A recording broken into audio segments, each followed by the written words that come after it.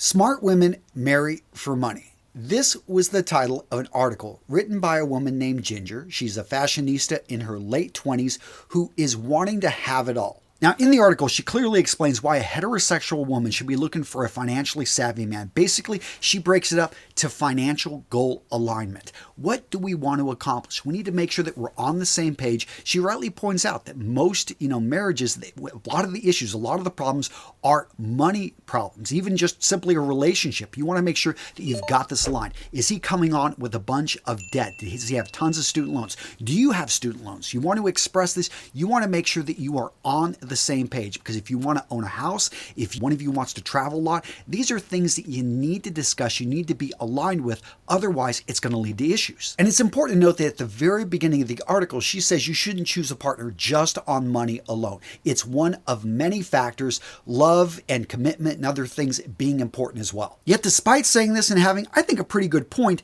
the top comment is what we would expect from the internet. Wow, you're a sick human being. Don't ever marry, guys. Losing half of what you have in a divorce isn't worth it. There was another gentleman that chimed in, choosing money over love? Kindly stop publishing such bull articles. Half of teen girls get spoiled due to their immature mind and reading these kind of articles. Income will not be a constant. And it wasn't just the guys tearing her apart. I'm a woman, and I personally am disgusted that you find it okay for gold diggers to marry greedy people who are motivated by money only for the money. This takes away from the intimacy and love that a relationship should stand for. People like you give women a bad name. Now, gents, I think anyone with a sound mind who actually read the article would realize those comments were a little bit over the top. That being said, the question is still out there. Do women prefer a man with a fat wallet?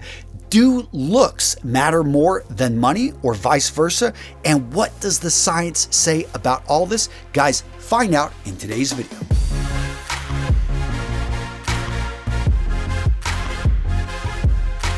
Now, today's video, gents, we're going to break into three parts. First up, we're going to talk about the history, how men and women have made decisions about who they're going to partner up with throughout time. Next up, we're going to talk about the prevalent theory that's out there that's affecting everything, especially red pill, the whole MGTOW movement, basically the way that they're thinking and where these theories are coming from. And finally, I'm going to give you my opinion, my thoughts as someone that has studied evolutionary biology, has a background in biology and studied this in college. I can tell you that it has changed over time. And what I'm going to say at the end is probably going to surprise you. Now, gents, if you're watching this video, you are either in a relationship or you probably want a relationship. And did you know that 52% of men, have issues with it down there? They just can't get it up. And oftentimes we throw out excuses. I've been working a lot. I'm stressed. I've just got a lot going on in my life. I'm sorry, I'm not in the mood. And the worst part about all this is how many men just keep it inside. They're ashamed. They don't talk about it. They don't get help solving ED when solutions are out there. Guys, if you're dealing with erectile dysfunction, you need to check out Roman. They make it convenient to be able to deal with ED from the comfort of your own home. Now, in case you're not familiar with Roman, they are a digital health clinic. And the way it works is you go to getroman.com/RMRS. You'll then complete an online visit and chat with a healthcare professional. You'll then receive your diagnosis, and genuine medication will be delivered to your door in discreet, unmarked packaging. And again, everything is online. There's no awkward waiting rooms, no embarrassing conversations. And you can reach out to a healthcare professional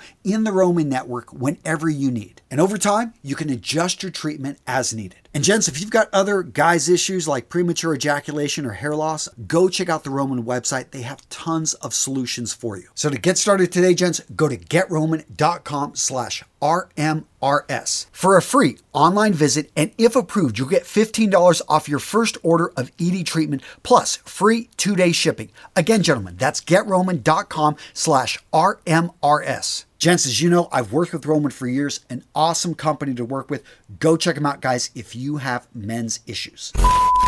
First up, let's talk about our history. Now, I just finished a great book, Sapiens, by Yuval Harari, highly recommended. But in this book, he talks about the 200,000 years that modern man has pretty much existed. Now, if you're not familiar with history, 10,000 of those years, we were agriculture, the most recent 10,000. Before that, we were hunter-gatherers. And he spends a lot of time talking about how man, for the longest time, actually had a very simple dynamic. We were in small groups, no more than 100 people, and you had men and women actually being treated pretty much equally. Now, of course, there were the obvious differences. Women were still giving birth, but in a hunter-gatherer group of that size, men and women pretty much contributed equally when it came to the food. And overall, this affected the power dynamic. Basically, you didn't have one person over the other. What you had is just simply human beings interacting. What's interesting, and this actually plays into why do men and women cheat? Well, it just turns out in these smaller bands, there was an exclusive monogamy. What we had here was, a woman would choose who she wanted to be with, men would choose who they wanted to be with, and, there wasn't an issue with parentage because basically you were in a tribe, you were in this small group, and all children were considered to be everyone's children. Now, I'm sure to some of you guys out there, this sounds awesome. You're just thinking, orgy, I can go with anyone. Other people are thinking, oh my gosh, this blows apart the idea of monogamy, and it sounds horrible to me. I can't imagine having to share my partner with a group. Now, gents, down in the comments, you guys can debate all you want about pre-agricultural man and his mating habits, but let's talk about what happened 10,000 years ago when man stopped being hunter-gatherers in mass and started actually down the path of agriculture. So the shift 10,000 years ago from hunter-gatherer to agricultural, basically to a farming society, had a huge impact on pretty much everything we were as human beings. From how many we were able to have in a group. Again, hunter-gatherers work best when there's about 30, 40, sometimes up to 100. But once the group got pretty big, they would splinter off and you got to know everybody there. But in agriculture, it worked. You could go much larger. This is when the cities started to emerge. In Egypt, Mesopotamia, other parts of the world, all of a sudden we started seeing these larger groups, thousands, tens of thousands. Nowadays, we've got cities in the millions. And with these larger groups came more structure, came hierarchy, came different power statuses given to different people placed in society. Now, in a small group of 30 to 40 people, everyone in general contributes. Yes, children don't contribute as much, maybe the elderly, but, for most of the able-bodied people, they are seen as peers. In these larger groups, all of a sudden you had people that were at the top, people that started to dominate. And all of a sudden, people that had things, that had access to these resources were viewed as people of power. Now, compared to hunter-gatherer tribes, women in an agricultural society lost a lot of status. In a sense, they no longer controlled the food like they did at an earlier point. They weren't seen as equal contributors. In fact, many societies, they were viewed as property. So all of a sudden, women are being lumped into this group, and parentage is becoming a big issue because all of a sudden you have, through male children, through many societies, things being passed on. So it's very important to know whose offspring is who. So all of a sudden, men in society started to value, hey, I want someone that is chaste. I want someone who I know is going to be able to produce for me children that I can pass on what I have. On the flip side, women are now paying attention to what men have because it's important to them. They are very dependent on what the man brings to the table, especially in a lot of ancient societies when you didn't have women working, didn't have them earning. I mean, they would be destitute if they didn't have a guy that could basically bring home the bacon, bring home the food, and all of a sudden marriage became a societal contract. The idea here is that you could move up in society, or in some cases move down if you made a bad choice.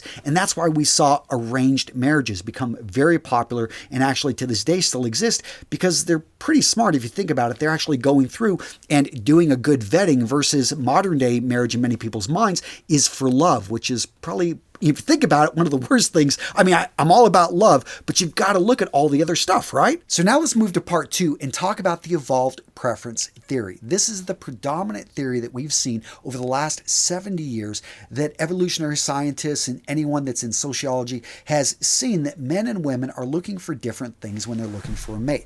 And many of this becomes, things we talk about just in general, taken as common wisdom, that women are paying attention to money, that they're going to look at flashy things like cars. They're going to look at a man's resources. They're going to look at, his pedigree, his education, all that. Of course, they're going to look at his looks, but they look at that big picture. And as guys, we know, there's tons of jokes out there. Yes, she may talk about all her accomplishments, but a lot of guys, they don't care. What are they paying attention to? What's her age? What is her beauty? How healthy is she? And they view this in terms of curves. We look at proportions from the chest to the waist to the hips. And if those proportions are right, I can tell you the vast majority of men, whatever they may say, you put them in a room with a beautiful woman, all of a sudden many of them can't even talk. They are losing their minds and they're going to do things which they normally wouldn't do. Why though? Evolutionary scientists for years have thought that this is just hardwired. This is straight up biology. But recent theories have shown that that's not 100% true. In fact, a lot of this has to do with the last 10,000 years and the way society has evolved and what we've been told we need to look for. And if you're familiar with the nurture versus nature debate, basically, what were you born with, certain traits, and are you destined for something? That's the whole nature versus nurture is the idea that you can become anyone, that society shapes you more than nature. And depending on, there are all different theories out there and it still is debated to this day. But in general, what this is showing is that a lot of this is actually in the nurture realm. And this makes a lot of sense when you look at what Chinese women value in men. You look at what Indian women value in men. You look across cultures. If you're in Indonesia, you go over to Canada, you go down to South America, you go over to places in Northern Europe where they have a very, considered to be some of the most egalitarian societies out there. What are women placing value on? And what's interesting is it does shift from culture to culture. And in fact, since I know we have such a global audience, I would love to hear from you guys down in the comments. Let me know what country you're in and what do you think are the most important things to the women in your country. I'd love to hear from you guys down below. Another issue with the evolved preference theory is that it's really only had 10,000 years to cement itself. Again, all this research that they're seeing about early humans 150,000, 200,000 years ago is that actually the dynamics between men and women were pretty equal. And men, women were choosing multiple men were choosing multiple women. And again, parentage wasn't really an issue because, it was just the society it was passing on and everyone viewed everyone as their children as one large family. So what's my opinion? What are my thoughts? Guys, I've read a lot of books on the subject. I studied this stuff in college, and at the time when I studied it, the evolved preference theory was the dominant theory. But nowadays, I have to say I'm leaning over to the new theory, which is the social role theory. Now, the social role theory is not discounting, not throwing out everything in the evolved preference theory, but it is bringing to question and asking some serious, hey, why are there so many holes with this? Especially we had such a short time. And I think it's going to show how the environment that you're in, the culture that you're raised, the parents that you're raised by, the town that you grow up in, the city, somebody growing up in New York City, I bet is going to have slightly differences. A woman over there in terms of preferences of what she's looking for than some woman in Cedar Rapids, Iowa. Again, this is a big generalization. Point being is this person and their beliefs is very strongly affected by their culture, by their surroundings. So to answer the question, are women obsessed with a fat wallet? You can't make general statements like that. There are some women, of course, that are going to be very concerned about money, especially a woman maybe that grew up without money, a woman that has gone through hardship, a woman maybe that's gone through a relationship that failed because they were always arguing about money. And you know what? In that case, I can't blame the person for actually paying attention to this. And I think that what we want to look for and what, hopefully you're able to find in a relationship is balance. So what video to watch next, gents? How about how not to fail with women? There are just certain things that, guys, mistakes we make that you want to avoid. I cover it in this video right here. Yeah, click on it. It's a good one. You'll magically go over and it's a good one. Didn't get as many views as I would like, so yeah, go check it out.